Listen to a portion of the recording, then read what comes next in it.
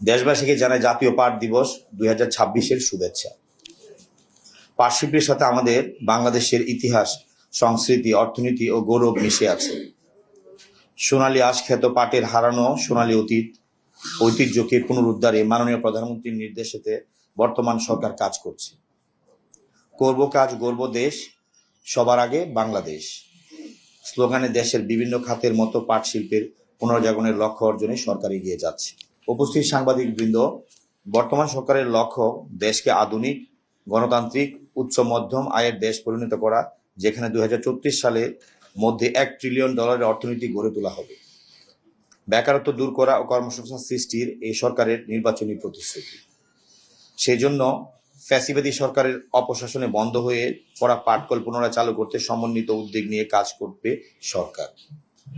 অপরদিকে দেশের কর্মসংস্থান সুযোগ তৈরিতে ও অর্থনীতিতে ভূমিকা রাখতে বস্ত্র ও পাট মন্ত্রণালয়ের অধীন বিজেএমসির নিয়ন্ত্রণে থাকা পাটকলগুলো বেসরকারিভাবে চালু করতে দীর্ঘমেয়াদী ইজারা কার্যক্রম অব্যাহত আছে।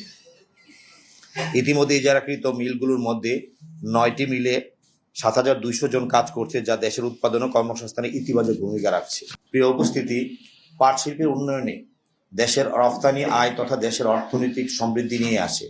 উল্লেখ্য, রপ্তানি ব্যুরো উন্নয়ন ব্যুরোর তথ্য সূত্রে 2025-26 অর্থ বছরের জুলাই থেকে ডিসেম্বর মাস পর্যন্ত পাট ও পাটজাত পণ্যের রফতানি আয় $418.69 মিলিয়ন মার্কিন ডলার, যা গত অর্থ বছরে একই সময়ের চেয়ে বেশি।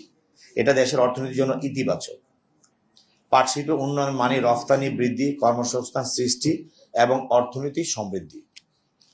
মূল্য সংযোজনের দৃষ্টিকোণ থেকে কাঁচা পাট রপ্তানি তুলনামূলকভাবে কম লাভজনক হওয়ায় বাংলাদেশ কাঁচা পাট রপ্তানি নিরুৎসাহিত করতে চায়। 2024-25 অর্থ বছরে দেশে মোট পাট উৎপাদনের পরিমাণ ছিল প্রায় 13.80 লক্ষ মেট্রিক টন। কাঁচা পাট ও পাটজাত পণ্য রপ্তানি থেকে মোট আয় হয় $820.08 মিলিয়ন মার্কিন ডলার। এর মধ্যে কাঁচা পাট হিসেবে রপ্তানি করে আয় হয়েছে $148.48 মিলিয়ন ডলার, যেখানে পাট পণ্য রপ্তানি থেকে আয় হয়েছে প্রায় $671.60 মিলিয়ন ডলার। একদিকে যেমন দীর্ঘদিন ধরে কাঁচা পাট রপ্তানির ফলে দেশীয় পাট শিল্প কাঁচামাল সংকটে পড়েছে, অন্যদিকে তেমনি ভারত সহ অন্যান্য দেশে বাংলাদেশি কাঁচা পাট ব্যবহার করে উচ্চ মূল্যে পণ্য রপ্তানি করে অধিক বৈদেশিক মুদ্রা অর্জন করেছে।